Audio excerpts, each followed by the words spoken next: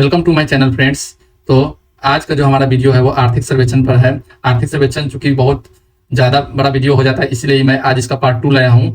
आप पार्ट 2 देखने से पहले पार्ट 1 देख लीजिएगा, और इससे बीपीएससी में प्रश्न आते ही आते हैं, तो आप लोग इसको जरूर देखिए, ठीक है। तो आइए बिना समय गवाए हम आर्थिक सर्वेक्षण को देखते हैं। तो जैसे कि आपको बताए थे हम लोग कि आर्थिक सर्वेक्षण जो होता है, तो पिछले वित्तीय वर्ष में किस क्षेत्र में कितना विकास हुआ, कितना पीछे रह गया, इस सब का रिपोर्ट आता है, ठीक है दोस्तों। तो वही क्या है कि जैसे रिपोर्ट होता है आर्थिक सर्वेक्षण, इसके पहले वीडियो में हम लोग देख चुके हैं।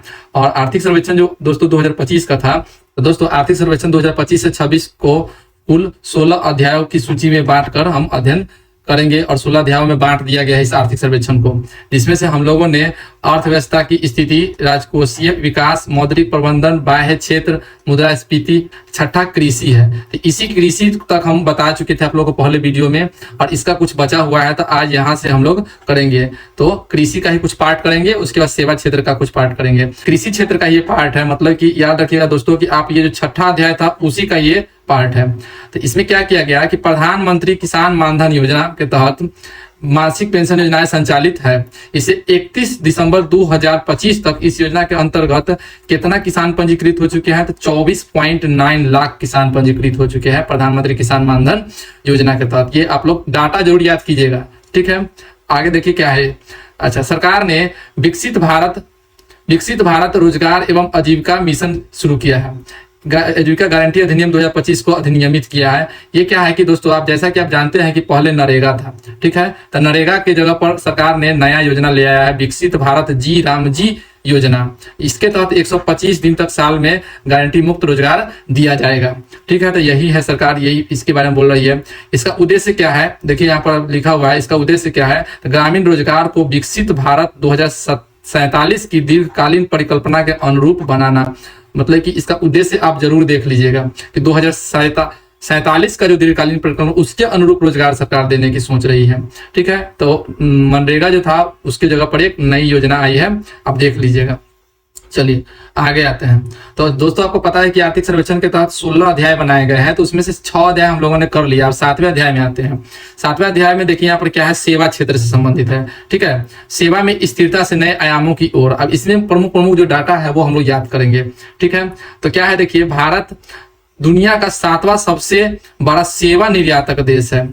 देखिए आप लोगों को पता होगा कि अर्थशास्त्र में 3 क्षेत्र होते हैं, प्राथमिक क्षेत्र, द्वितीयक क्षेत्र, तृतीयक क्षेत्र। तृतीयक क्षेत्र में सेवा क्षेत्र आते हैं। सेवा क्षेत्र, तो वही सेवा क्षेत्र जो है उसमें भारत ने क्या है कि दुनिया में 7वें स्थान पर आ गया था। ये नया रिपोर्ट है, ये पूछ सकता है आप लोगों से। 2005 में, ठीक है, सेवा के व्यापार में हिस्सेदारी कितना परसेंट था, मात्र 2% था। लेकिन वो 2024 में बढ़ के कितना हो गया, सेवा की हिस्सेदारी 4.3%। ये भी आंकड़ा आप लोग याद कर लीजिएगा, ठीक है। अब देखिए दोस्तों, सेवा क्षेत्र में एफडीआई का सबसे बड़ा प्राप्तकर्ता बना हुआ है। तो सेवा क्षेत्र विदेशी प्रत्यक्ष निवेश का सबसे बड़ा प्राप्तकर्ता बना हुआ है। कुल एफडीआई प्रवाह में से इसकी भागीदारी कितना है, तो 80.2% सिर्फ सेवा क्षेत्र का है एफडीआई में। मतलब फॉरेन डायरेक्ट इन्वेस्टमेंट जो आती है उसमें सबसे ज्यादा सेवा क्षेत्र से हम लोगों को आ रही है, 80% रखने। अब देखिए अब क्या है, भारत वर्ष 2015 से 24 के बीच 393 विदेशी उपग्रह अपने प्रक्षेपण केंद्र से प्रक्षेपित कर चुका है। चूंकि भारत विदेशी उपग्रहों को प्रक्षेपित करेगा तो उससे भी तो आएगी ना, याद रखना है। तो याद रखिएगा आप लोग, 2015 से 24 तक 393 विदेशी उपग्रहों को अपने वो जो लॉन्चर सैटेलाइट रॉकेट होता है उसके माध्यम से प्रक्षेपित किया है। चलिए अब 7 अध्याय हो चुका है। अब 8वें अध्याय देखिए। 8वें अध्याय उद्योग की नई उड़ान, ठीक है। तो इसमें क्या है कि जैसे इसके तहत क्या हुआ कि जैसे उत्पादन सेक्टर में जो हुआ है उसमें हम इसमें करेंगे। तो उत्पादन से जुड़ी हुई है और प्रोत्साहन पीएलआई योजना है। पीएलआई योजना में क्या है कि 14 क्षेत्रों में लागू है। इसमें क्या है कि जैसे 2 लाख करोड़ रुपए से अधिक का वास्तविक निवेश आकर्षित किया है। ये भी डाटा VBI है, ठीक है। और सितंबर 2025 तक 12.6 लाख से अधिक रोजगार का सृजन हुआ है। तो आप ये देख लीजिएगा, ठीक है। अब यहाँ पर देखिए मैं लगा दिया हूँ कि भारत की पीएलआई योजना क्या है। तो आयात को कम करना है, विनिर्माण को ज्यादा बढ़ावा देना है। पीएलआई का मुख्य उद्देश्य क्या है कि उद्देश्य और प्रभाव का सरल विश्लेषण करना, ठीक है, याद रखिएगा आप लोग। तब ये विनिर्माण क्षमता को बढ़ावा देना है, आयात को कम करना है, ठीक है, और वैश्विक विनिर्माण केंद्र खुद भारत में ही बनाना है। तो ये सब आप देख लीजिएगा यहाँ पर पीएलआई के तहत। फॉरेन डायरेक्ट इन्वेस्टमेंट आपको पता ही है, जो विदेश से डायरेक्ट इन्वेस्टमेंट आती है। चलिए आगे आते हैं, अभी हम लोग 8वें अध्याय पर ही है, ठीक है दोस्तों। तो 8वें अध्याय में फिर आप एक नया रिपोर्ट यहाँ पर देखिए, VBI बन जाता है आपका, ठीक है, कि भारत नवाचार रैंकिंग में 2019 में कैवें स्थान पे, 66वें स्थान पर। अब सुधार के भारत नवाचार इंडेक्स में कैवें स्थान पे आ गया है, तो 38 स्थान पे आ गया, ये आपको याद रखिएगा। तो ग्लोबल इनोवेशन इंडेक्स में, ठीक है दोस्तों। तो 1 नंबर पर कौन सा देश है? स्विट्जरलैंड। और इंडिया आपको क्या नंबर पर है? तो आपको ये 38 नंबर पर है। ये क्वेश्चन आप याद कर लीजिएगा, बहुत ही VBI है। चलिए 9वें अध्याय की तरफ हम लोग चलते हैं। आर्थिक सर्वेक्षण का जो 9वां अध्याय है, उसमें क्या किया गया? निवेश और अवसंरचना रखा गया है। अब इसमें देखिए क्या क्या प्रमुख डाटा प्राप्त हुआ हम लोग को। भारत सरकार का पूंजीगत व्यय वित्त वर्ष 2018 में कितना था हमारे पास? तो 2.63 लाख करोड़ था। और 2026 में कितना बढ़ गया दोस्तों? तो 11.21 लाख करोड़ हो गया है। ये आप जरूर ध्यान कर लीजिएगा। और आगामी वित्त वर्ष में के लिए इसे बढ़ाकर कितना कर दिया गया? पूंजीगत व्यय को 12.2 लाख किया गया। पूंजीगत मतलब पूंजी निर्माण पर व्यय किया जाएगा, ठीक है। अब देखिए आप सड़क नेटवर्क में देखिए रिपोर्ट आया है क्या कि राष्ट्रीय राजमार्ग नेटवर्क 60% बढ़ गया है पिछले दशक में, मतलब एक दशक में 60% बढ़ गया है जितना था। 2014 में कितना हम लोग के पास सड़क था? तो आप देख सकते हैं 2014 में 91,287 किलोमीटर था, जबकि दिसंबर 2026 तक ये हो गया 1,46,572 किलोमीटर। याद रखिएगा आप लोग, ये सड़क इतना निर्माण हो चुका है अब तक। अब ये सब क्वेश्चन अक्सर पूछा जाता है, तो आप देख लीजिएगा। और स्पीड कॉरिडोर की लंबाई भी लगभग 10 गुना बढ़ा दी गई है, और इसकी लंबाई कितना हो गया है? तो 5364 किलोमीटर स्पीड कॉरिडोर बढ़ गया है, ठीक है। तो आइए फिर देखते हैं आगे। तो अभी क्या है कि जैसे देखिए रेलवे के बारे में, देखिए रेलवे में क्या क्या डेवलपमेंट हुआ है उसका भी रिपोर्ट आया है, ठीक है। तो देखिए वित्त वर्ष 2026 में 3500 किलोमीटर अतिरिक्त रेल नेटवर्क विस्तार का लक्ष्य रखा गया है, ठीक है। साथ ही 99.1% ये रेलवे विद्युतीकृत हो चुका है। और कुल रेलवे रूट की लंबाई भी मैंने यहाँ पर लिख दिया है, ठीक है। और कितना परसेंट ये विद्युतीकृत हो गया है? तो 99.1% लगभग हो चुका है। तो ये आप लोग ध्यान कर लीजिएगा। अगला है भारत विश्व का तीसरा बड़ा घरेलू विमानन बाजार बनता चला गया, ठीक है। विमानन मतलब कि एरोप्लेन वगैरह जिससे जो हम लोग यात्रा करते हैं। तो ये क्या है कि 2014 में भारत में हवाई अड्डा कितना था? 74 था, याद रखिएगा। और 2025 में कितना है? तो हो गया आपको बढ़ के ये हो गया दोस्तों 164 हो गया। तो ये याद रखिएगा, ये मेन डाटा आपको पूछा जाएगा, और एक से अधिक ऑप्शन में रहेगा, इनमें से कौन गलत है तो दे देगा कि 2014 में 74 मतलब कि हवाई अड्डा था, 2025 में 164 हो गया है, मतलब 2-3 स्टेटमेंट दे देंगे, उसमें से एक गलत रहेगा, तो उसी को स्टेटमेंट वाइज क्वेश्चन के रूप में आप देख सकते हैं। विद्युत क्षेत्र में क्या डेवलपमेंट है? तो विद्युत क्षेत्र की क्षमता का निरंतर हम लोग विकास कर रहे हैं। नवंबर 2025 में स्थापित क्षमता कितना है? 11.6% से बढ़ गया है। और ये कितना गीगावाट हो गया था? 509.74 गीगावाट हो गया हुआ। ये भी आंकड़ा याद कर लीजिएगा।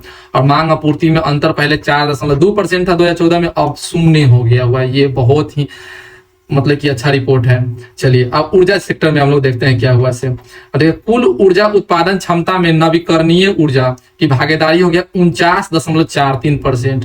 याद रखना आप लोग कि 49.43% आप लोग को नवीकरणीय ऊर्जा मात्र है, ठीक है। याद रखिएगा आप लोग, नवीकरणीय ऊर्जा है, ठीक है। और वैश्विक स्तर पर भारत नवीकरणीय ऊर्जा के उत्पादन में कैवें स्थान पर है? 3रे नंबर पर। ये भी ऑब्जेक्टिव में क्वेश्चन बन सकता है।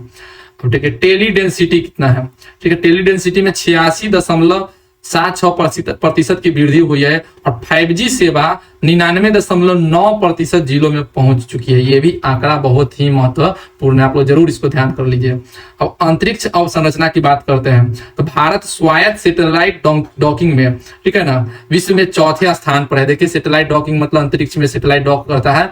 तो भारत क्या है कि जैसे विश्व में 4थी सबसे बड़ी एजेंसी बन चुकी है, स्पेस एजेंसी, ठीक है। तो आइए अगले आते हैं, हम लोग 10वें अध्याय में आते हैं। 10वां अध्याय है पर्यावरण और जलवायु परिवर्तन, ठीक है। तो वित्त वर्ष 2025 से 26 में कुल 38.61 गीगावाट नवीकरणीय ऊर्जा स्थापित की गई है। 2025-26 में नया स्थापित कुल कितना नवीकरणीय ऊर्जा है? तो ये देख सकते हैं आप लोग 38 दशमलव कितना है 6। अब 38.6 है दोस्तों, तो इसमें कौन कौन से नवीकरणीय ऊर्जा कितना गीगावाट हुआ है ये भी पूछा जाएगा। और 38.6 में से 30 दशमलव, देखिए यहाँ पर 30.16 गीगावाट में सौर ऊर्जा है। तो सौर ऊर्जा कितना है दोस्तों, तो 30.1 है। उसके बाद है क्या, पवन ऊर्जा कितना गीगावाट है, तो देखिए यहाँ पर 4.47 गीगावाट है, ये याद रखिएगा। और जैव ऊर्जा कितना है, 0.03 गीगावाट है। और क्या है, जल विद्युत ऊर्जा कितना है, तो 3.24 गीगावाट है। तो ये सारा डाटा आप लोग याद कर लीजिएगा कि नवीकरणीय ऊर्जा सेक्टर में मतलब इस बार 2025 से 26 के दौरान कितना गीगावाट मतलब कि जैसे स्थापित किया गया है, तो एक कुल इतना है। और किस सौर ऊर्जा, पवन ऊर्जा, जैव ऊर्जा और जल विद्युत से कितना कितना आता है उस डिस्ट्रीब्यूशन कर लीजिएगा। चलिए अब अध्याय 11 में आते हैं। चूंकि आपको पता है आर्थिक सर्वेक्षण के तहत 16 अध्याय हैं, ठीक है। अध्याय में क्या है दोस्तों, इसमें शिक्षा और स्वास्थ्य के बारे में रिपोर्ट आया हुआ है। तो इसमें बताया गया हुआ है क्या, शिक्षा में देख सकते हैं कि 1 to 5 के जो विद्यार्थी है उसका नामांकन दर कितना परसेंट है दोस्तों, तो 90.9%। और उच्च प्राथमिक स्तर यानी कि कक्षा 6 से 8 तक में कितना है, तो 90.3% है। जबकि कक्षा आप लोग को यहाँ पर देख सकते हैं कि 9 से 10 के में कितना है, 78.7%। और 11-12 में कितना है, 58.4%। मतलब कि कितना नामांकन अनुपात है सकल, ये आप लोग याद कीजिएगा, ठीक है। तो आइए अगले देखिए, उच्च शिक्षा के तहत क्या रिपोर्ट आया है, आप लोग ये भी देखिए ध्यान से, ये भी अक्सर पूछे जाते हैं। तो 2014 से 15 में से लेके 2024 से 25 के बीच मतलब पिछले 10 सालों में, ठीक है ना, उल्लेखनीय बढ़ोतरी हुई है उच्च शिक्षा के सेक्टर में। वर्तमान में हमारे देश में कुल आईआईटी कॉलेज कितना है, तो आप लोग देख सकते हैं 23 है। आईआईएम कितना है, 21 है। और एम्स कितना है, तो आप लोग देख सकते हैं 20 है। जबकि जंजीबार और आबू धाबी में भी 2 अंतर्राष्ट्रीय आईआईटी परिसर है। आप यहाँ पर देख सकते हैं जंजीबार में भी आईआईटी परिसर खोला गया हुआ है आईआईटी मद्रास की तरफ से। अब देख सकते हैं ये नई एजुकेशन पॉलिसी पर कुछ दिया हुआ है, तो लोग देख लीजिएगा। उसके बाद क्या है कि एनईपी नई एजुकेशन पॉलिसी के तहत 2035 तक 50% सकल नामांकन अनुपात का लक्ष्य प्राप्त करने हेतु 153 विश्वविद्यालय में लचीली प्रवेश ये सब शुरू किया गया, देख लीजिएगा। स्वास्थ्य के सेक्टर में क्या क्या रिपोर्ट है, ऐसे देखिए। 1990 के बाद भारत में मातृ मृत्यु दर में 86% की कमी आई है, याद रखिएगा। अच्छा, जो क्या है कि 48% वैश्विक औसत से कहीं अधिक है, मतलब विश्व में 48% की गिरावट आई है, जबकि भारत में 86% की गिरावट आई है। यह वर्ष 1990 से 23 के दौरान वैश्विक स्तर पर कितना परसेंट की, 54% की है, देख लीजिएगा आप लोग। 2013 में प्रति 1000 जीवित बच्चों जीवित जन्म 40 से घटकर कितना हो गया, 25 हो गया है। 12 में आइए, रोजगार एवं कौशल, ठीक है। रोजगार एवं कौशल के सेक्टर में क्या क्या रिपोर्ट है, ऐसे हम लोग देख लेंगे। यह पिछले वर्ष की तुलना में रोजगार 6% की वृद्धि हुई है। वित्त वर्ष 2023 की तुलना में 2024 में 10 लाख अधिक नौकरियां वृद्धि हुई है, ये आपको याद कर लीजिएगा, ठीक है। और ई श्रम पोर्टल पर 31 करोड़ से अधिक असंगठित मजदूर सफलतापूर्वक पंजीकरण कर लिया है, ये भी देख लीजिएगा। चलिए आगे आते हैं हम लोग। अब क्या है कि अध्याय 13 में आते हैं। अध्याय 13 में क्या है कि ये इसमें बहुत ही इंपॉर्टेंट रिपोर्ट है, आप इसको जरूर देख लीजिए। विश्व बैंक जो है, वर्ल्ड बैंक, वो गरीबी रेखा के डिफिनेशन को थोड़ा चेंज कर दिया है। गरीबी रेखा के डिफिनेशन चेंज किया है, देखिए यहाँ पर 3 गरीबी रेखा के मापदंड वर्ल्ड बैंक ने बनाया है। पहला है कि आप देख सकते हैं कि बेहद कम आय वाले वर्ग के लिए, सबसे गरीब देश के लिए क्या बनाया है कि किसी व्यक्ति के अगर प्रतिदिन $3 से कम इनकम होता है तो उसको बेहद गरीब देश माना जाएगा। और निम्न और मध्यम आय वर्ग वाले विकासशील देशों में 4.20 प्रतिदिन अगर क्या है कि जैसे डॉलर उसका इनकम होता है तो उसको क्या है कि विकासशील देश में ऐसा देखा गया। और क्या है कि जैसे भारत और चीन जैसे के लिए प्रतिदिन के लिए क्या डिसाइड किया गया है, $8.30 है। तो ये आप लोग याद कर लीजिएगा। तो वर्ल्ड बैंक का नया मतलब कि जैसे ये गरीबी रेखा का मापदंड आया है, इसको जरूर याद कर लीजिएगा और मेंस में भी इसका यूज कीजिएगा लिखने में। अब क्या है कि संशोधित मानकों के अनुसार 2022 से 23 में भारत में अत्यधिक गरीब लोग कितना परसेंट है, तो 5.3%। जबकि निम्न और मध्य आय वर्ग वाले गरीब कितना लोग है, तो 23.9%। ये आप लोग जरूर याद कर लीजिएगा। वित्त वर्ष 2025 से 26 के बजट में SSE मतलब सोशल सर्विस एक्सपेंडिचर कितना परसेंट हो गया था जीडीपी का, तो 7.9%। आप इसको अच्छा से ध्यान कर लीजिएगा। पहले क्या ग्रामीण अर्थव्यवस्था की स्थिति क्या है, लगभग क्या है कि 1.82 लाख गाँवों में 2.76 करोड़ संपत्ति कार्ड तैयार किया गया है, ये याद कर लीजिएगा। स्वयं सहायता समूह जो है उसमें 1094 ड्रोन वितरित किए गए हैं, जिनमें से 500 जो ड्रोन है नमो ड्रोन दीदी योजना के तहत प्रदान किया गया है, ये भी आप याद कर लीजिएगा। अध्याय 14 में आते हैं। भारत में AI की क्या स्थिति है, तो ये क्या है कि ये कृत्रिम बुद्धिमत्ता को क्या है कि जैसे दोस्तों मतलब कि जैसे दीर्घकालीन विकास के पॉइंट ऑफ व्यू से उसमें बनाई जाएगी, ये ध्यान रखिएगा। चलिए अब 15 अध्याय में आते हैं। शहरीकरण में क्या क्या विकास देखने को मिला है। तो क्या है कि आप लोग देख सकते हैं, भारत में क्षेत्रीय परिवहन को बढ़ावा दिया जाएगा और ये सब ध्यान रखना, उसमें तेजी लाकर क्या है कि रोजगार का विसर्जन किया जाएगा, ये सब देख लीजिएगा। अध्याय 16 में देखिए, स्वदेशी और अपरिहार्य, इसमें क्या आयात प्रतिस्थापन से सामरिक लचीलेपन, मतलब कि आयात को इसमें कम करना है और हमारे देश में जो वस्तुएं बन रही है उसको मतलब लोग ज्यादा से ज्यादा खरीदे, उस पर ध्यान देने के लिए इसमें कोशिश किया जाएगा।